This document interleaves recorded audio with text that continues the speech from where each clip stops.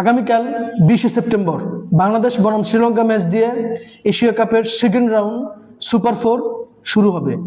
বাংলাদেশের প্রতিপক্ষ শ্রীলঙ্কা, ইন্ডিয়া, পাকিস্তান। অবশ্যই বাংলাদেশের জন্য এ রাউন্ড অনেক বেশি কঠিন হবে। তবে সুপার 4-এ বাংলাদেশের জন্য কিছু অ্যাডভান্টেজ থাকবে, কিছু চ্যালেঞ্জ থাকবে। আমি আজকে আপনাদের সাথে সেই অ্যাডভান্টেজ এবং চ্যালেঞ্জগুলো নিয়ে কথা বলবো। সুপার 4-এ বাংলাদেশের অ্যাডভান্টেজগুলো থাকবে, এর মধ্যে থেকে একটা হচ্ছে বাংলাদেশ দল অনেক বেশি আত্মবিশ্বাসী। কেননা গ্রুপ স্টেজে তারা ভালো ভালো কিছু ম্যাচ খেলার সুযোগ পেয়েছে।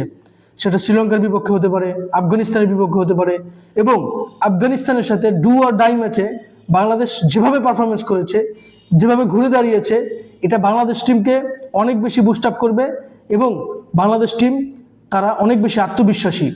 সেকেন্ড যে অ্যাডভান্টেজ সেটা হচ্ছে, যেহেতু প্রত্যেকটি ম্যাচ দুবাইতে হবে, দুবাইয়ের উইকেট অনেক বেশি স্পিন ফ্রেন্ডলি। বাংলাদেশের ভালো কোয়ালিটি স্পিনার আছে, রিশাদ হোসেন, নাসুম আহমেদ, শেখ মেহেদি। এরা যদি ভালো বোলিং করতে পারে, যে কোনো প্রতিপক্ষকে বাংলাদেশ অল্প রানে আটকাতে পারবে। থার্ড যে অ্যাডভান্টেজ সেটা হচ্ছে বাংলাদেশের টপ অর্ডার। লিটন দাস, তানজিদ হাসান তামিম, সাইফ হাসান ভালো টাচে আছে। হংকংয়ের সাথে লিটন দাস হাফ সেঞ্চুরি করেছেন। আফগানিস্তানের সাথে প্রেশার মোমেন্টে তানজিদ হাসান তামিম এক্সট্রা অর্ডিনারি 50 করেছেন, যেটা বাংলাদেশকে সুপার 4-এ অনেক বেশি কাজে দিবে। কেননা বাংলাদেশের টপ অর্ডার থেকে একজন কিংবা দুইজন ব্যাটসম্যান যদি বড় রান করতে পারে, এটা বড় স্কোর করার ক্ষেত্রে অনেক বেশি সহায়ক হবে। এবং বাংলাদেশ যদি শুরুতে ব্যাটিং করে বড় স্কোর বোর্ডে জমা করতে পারে, বোলারদেরকে অন্যরকম আত্মবিশ্বাস দিবে।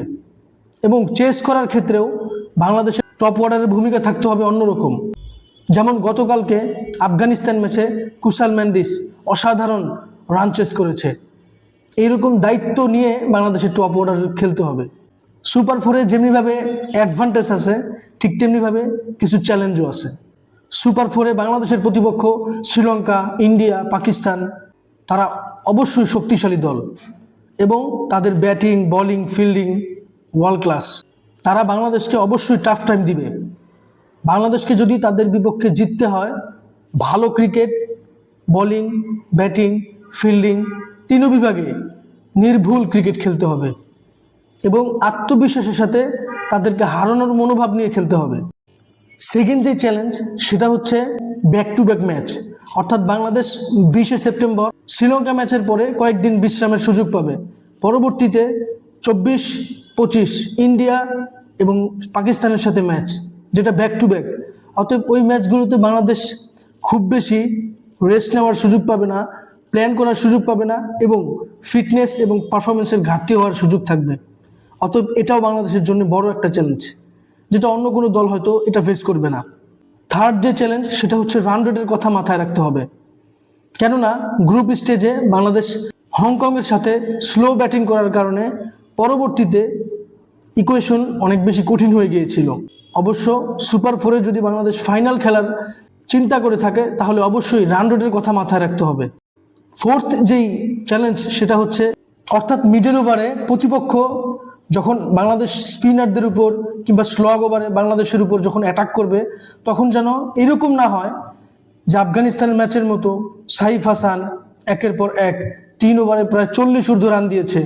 এরকম যাতে না হয়, বাংলাদেশের 5 জন কোয়ালিটি বলার যেন থাকে যারা 20 ওভার করতে পারে। হ্যাঁ, সাইফ হাসান, শামীম হোসেন পাটোয়ারি এরা হয়তো বাংলাদেশের 6 অপশন হতে পারে, বাট 5th অপশন যে বলার হবে তাকে অবশ্যই কোয়ালিটি সম্পন্ন বোলিং করতে হবে। একেবারেই 5টা 6, 4টা 6 এমনটা যেন না হয়। যদি বাংলাদেশ কলাপস করে ফেলে, তাহলে হয়তো বাংলাদেশ প্রথম ইনিংসে কিংবা দ্বিতীয় ইনিংসে বাংলাদেশ খুব সহজেই ম্যাচ থেকে ছিটকে পড়বে। ওভারঅল বাংলাদেশ দল প্রতিপক্ষ সম্পর্কে যে প্ল্যান নিয়ে আসবে, সে প্ল্যান যেন এক্সিকিউট করতে পারে।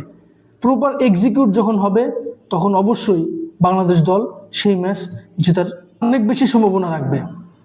আগামীকাল বাংলাদেশ শ্রীলঙ্কার মুখোমুখি হবে। এই ম্যাচে আসলে বাংলাদেশের প্রেশার আমি মনে করি থাকবে না, কারণ শ্রীলঙ্কার সাথে বাংলাদেশের যে রাইভালরি, এটা কিন্তু অলরেডি শেষ।